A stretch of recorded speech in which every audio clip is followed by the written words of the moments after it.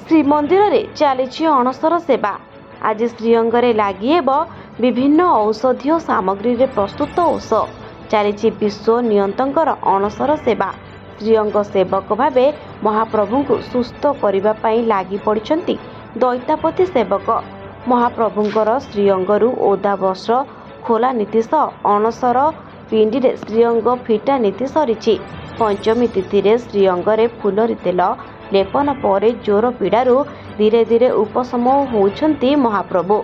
सेपटे अणसरर आज हेउछि षष्ठी तिथि। महाप्रभुंकर श्रीअंगे लगी विभिन्न औषधीय सामग्री रे प्रस्तुत औष।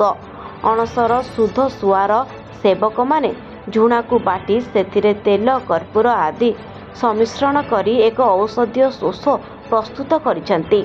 एहाकु मध्याह्न धूप पर दैतापति सेवक माने महाप्रभुंकर श्रीअंगरे लेपन करिथांती, जहा फଳରେ महाप्रभु सुस्थ अनुभव करिथांती बोली विश्वास रहिछि।